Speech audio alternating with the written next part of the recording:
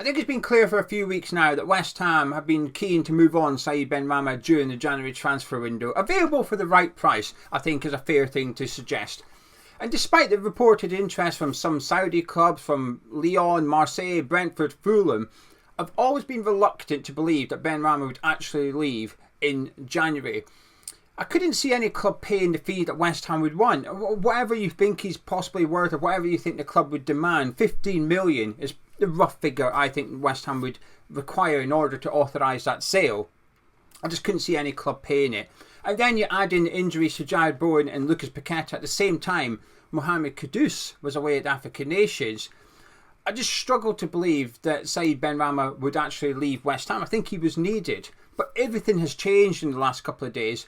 And for the first time this month, I now expect Said Benrahma to leave West Ham. I think we've seen him play his last game for the club, and he will be departing very, very soon. That's what we're going to be discussing today. But if you're new around here, please do subscribe. Approximately 1/3 of you watching this haven't subscribed to Hammer's Chat. It's free and takes 2 seconds, so click that subscribe button that's underneath the video right now. Let's reduce that statistic, but let's increase this stat, which is how many of you have liked the video by dropping a like on it, by clicking a thumbs up. Every single thumbs up helps out this video, helps out the channel, and makes me very happy, as would Said Benrahma leaving West Ham. Now, the reports were earlier on in the week that Marseille had made an offer to loan Benrahma for the rest of the season, and the club rejected it straight away. And it makes sense to reject that. There's not much benefit there for West Ham. There's a lot of benefit to Marseille. They're getting the player they want for little outlay for the rest of the season. There's probably a big benefit to Said Benrahma getting out of West Ham, going to Marseille and having a French start. Fresh start in France. But I think French start sounds better, doesn't it? Benrahma would like a French start. Off he goes. But for West Ham, sure, there'd be a small financial gain where we'd get a bit of a loan fee. Maybe they'd cover Benrahma's wages for the remainder of the season. But it doesn't really help us much in terms of long-term planning. That's a short-term solution to getting rid of Benrahma, but long term doesn't really help us out unless he goes over there and smashes it. But I think that's a risk. Is there any guarantee? No. Are you confident as West Ham fan? Are you confident Benrahma would go over there and rip it up?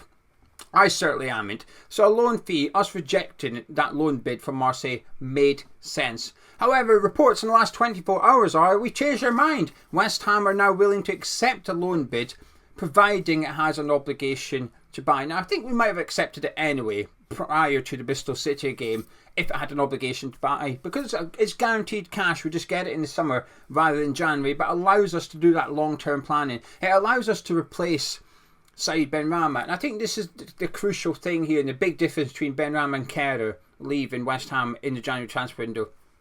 Because when Kerr went at the very start, there wasn't any pressure on the club to replace him because he wasn't used. Moyes was not using him.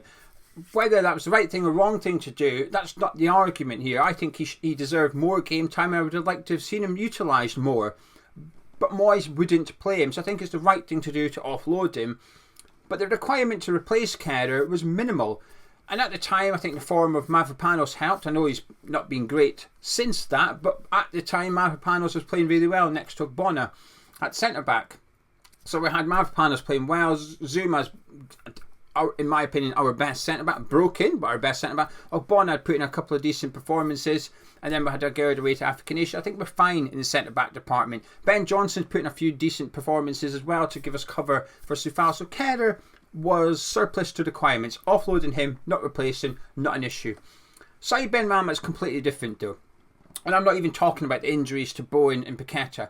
Even if we had our front three available, Benrahma has been used a lot by David Moyes. He's the 12th man, if you like. Quite often he's the first substitute that we make in the attacking sense of it. When it comes to midweek games or we need a bit of rotation, he's quite often the first player that David Moyes brings in. So whether we rate Benrahma or not as a player, he's actually been used by David Moyes.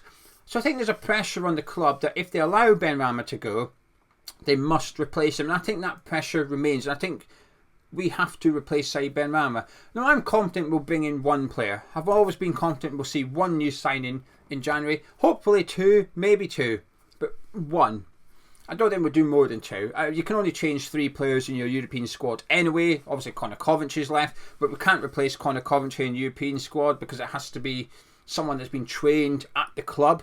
We don't have one. Unless we sign Josh Cullen, it's not happening. Keller we can replace, that's fine, and we can replace Said Benrahma. Both players obviously not homegrown, so it opens up to what we can do in the January transfer window. Steiden, Noble, Moyes, you can bring in anybody. You don't have to worry about the homegrown quota for replacing these two players. So it gives us a lot of flexibility. But, like I said, Benrahma was utilised by David Moyes. I think the pressure is on to replace him, and I think we will. But everything has changed. Because of Benrahma's red card against Bristol City, it's changed. Because whilst the club were quite keen to sell him because of the injuries of Bowen and Paqueta, it was suddenly, whoa, let's keep Benrahma. We might now need Benrahma until those players come back. And I think that is still the case, or was the case. But since Benrahma got sent off against Bristol City, he's now out for the next 3 games. He's suspended for the next 3 games. So the next game that Benrahma's available for is on the 11th of February against Arsenal. A month away. 3 weeks away. By that point, Bowen will be back. Paqueta looks like he's going to be back. He's posting his own stuff on social media. He's actually in Madrid at the minute. He's using Vinicius Junior's home gym. At first, when he put up a photo of him watching one of the games, he was watching one of the Premier League games. I think it was Everton Villa. And he had, I don't know what the actual term is, that pack, it's an ice pack, I don't know what it is. There was something around his leg anyway when he was watching the football. And there was pictures of like Vinicius Junior next to the TV. And I thought it was a bit weird. I thought, why would you have a photo of your mate next to your telly? Because I just assumed it was his own house.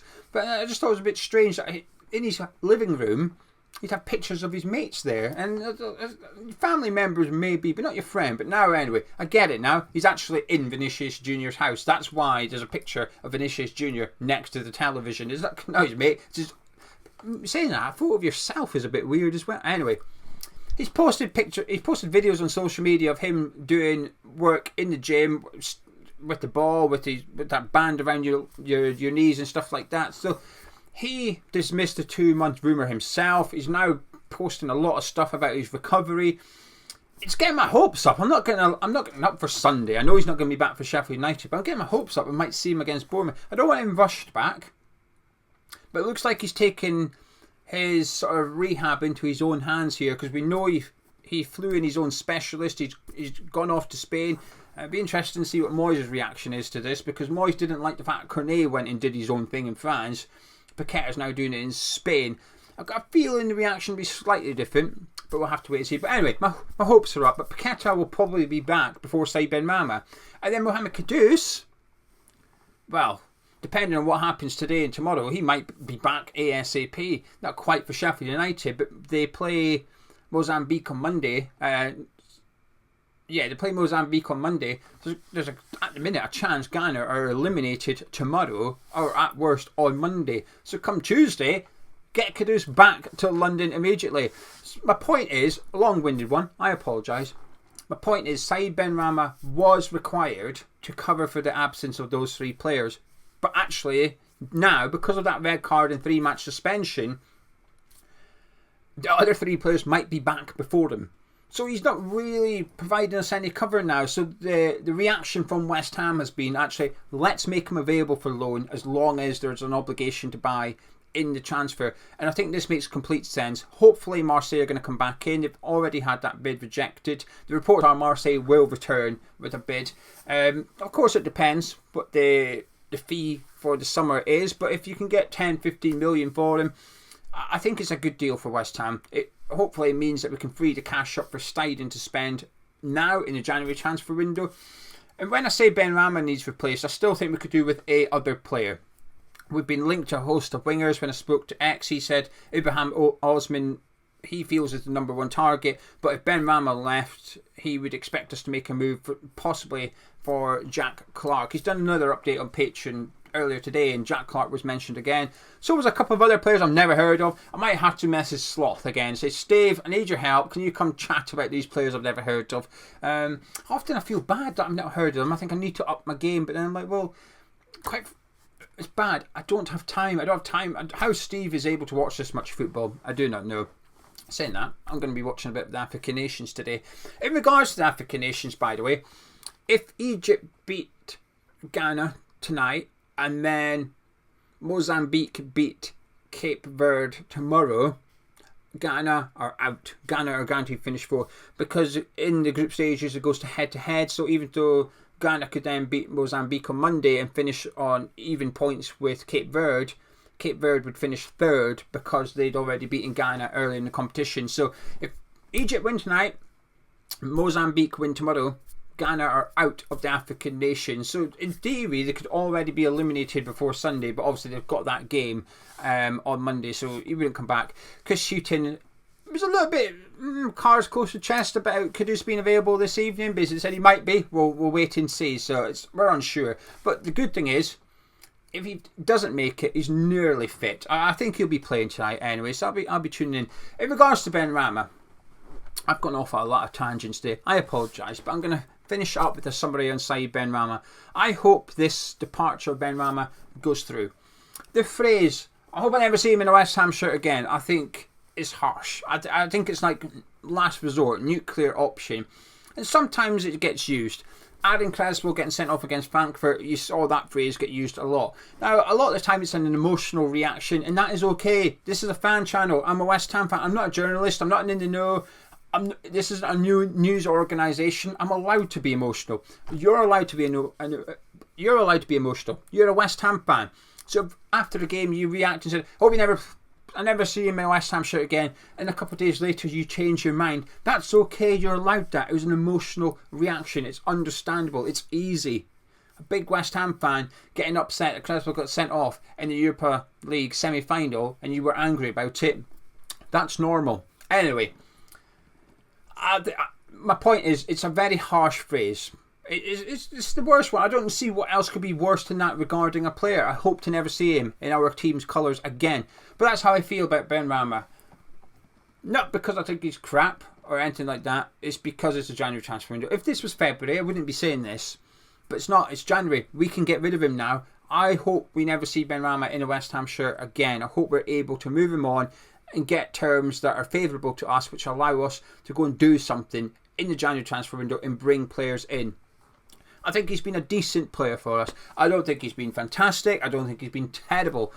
He's been a bit of a Marmite player, I think. Well, not really. I think some love him, some hate him, and some just think he's alright. I'm in the middle. I think he's okay. Done a job for us. Goes down in our history with that goal in the final. But I'm not going to miss him. It's been a long time since I've seen Benrahma start or come on and I've gone, Benrahma's going to do something today. It's few and far between, quite frankly.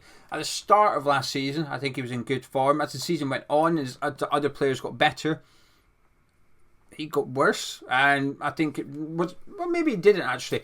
Maybe he just felt like the best player because Bowen was so poor, because Paqueta was playing defensive mid. He wasn't, it's a joke. But Paqueta wasn't in his best position yet. So as a result, Benrahma was the one player that was perhaps performing really well, and it possibly highlighted how bad the other ones were rather than how good he was, what I'm trying to say. But we signed Benrahma at the right time. When we signed Benrahma, I was pleased with it. He was one of the best players in the Championship. We were in a team that was expecting to be in a relegation battle that season. He wasn't our first choice. He wasn't Moyes' first choice. That was Eze. Moyes wanted Eze. We couldn't get Eze because we hadn't sold Grady in Ghana. Once we sold him, Martin Noble took to Twitter to kick off. And then we got Said Benrahma. David Sullivan tried to fudge his medical, changing the conditions at last minute, changing it to a loan instead of a buy. We eventually done the deal. Benrahma got his loyalty bonus from Brentford, went and bought all the staff watches, or just gave them the money. I think it was watches. Bought them all a nice watch, didn't he? Maybe that's where Lingard's watch has gone. Maybe the groundsman at Brentford has got Jay Lings' watch. Again, just a joke. Different times anyway. Can't even happen. Just a joke. Anyway. He came in, he was alright. It took a little while getting into the team. I think Moyes didn't utilise him correctly or enough when he first arrived. But he's had more than enough chances now. Last season, over 30 starts, 2 goals from open play. It's not really good. The fact of the matter is, we have a winger inside Benrahma that can't score, doesn't create any assists, isn't the best at tracking back. What he slows play down. I guess that's what he's good at. He's good at slowing play down. We've outgrown him.